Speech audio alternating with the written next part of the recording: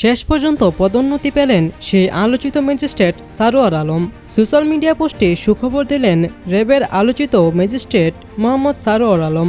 রাতে নিজের ফেসবুক পোস্টের মাধ্যমে জানান তিনি উপসচিব পদে পদোন্নতি পেয়েছেন। রাত 10:12 নিজের ফেসবুক পোস্টে মোহাম্মদ সারোয়ার আলম লেখেন, আলহামদুলিল্লাহ, সকল প্রশংসা মহান আল্লাহর, যিনি সর্বোত্তম ফয়সালাকারী। 3বার বঞ্চিত হওয়ার পর আজ উপসচিব পদে পদোন্নতি পেলাম। বিসিএস 27তম ব্যাচের প্রশাসন ক্যাডার হিসেবে 2008 সালের নভেম্বরে সরকারি চাকরিতে যোগদান করেন সারোয়ার আলম। পরে 2014 সালের একজন সিনিয়র সহকারী সচিব হিসেবে পদোন্নতি পান তিনি।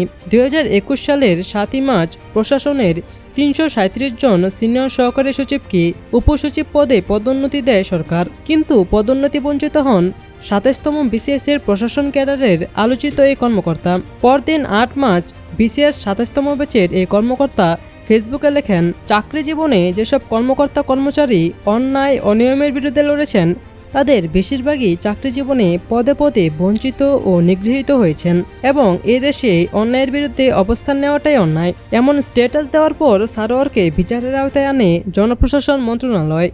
2021 সালের 30শে জুন এ নিয়ে বিভাগীয় মামলা হয় এবং তার কাছে কৈফিয়ত তলব করা হয়। সারোয়ার আত্মপক্ষ সমর্থনে কোনো লিখিত বক্তব্য দেননি।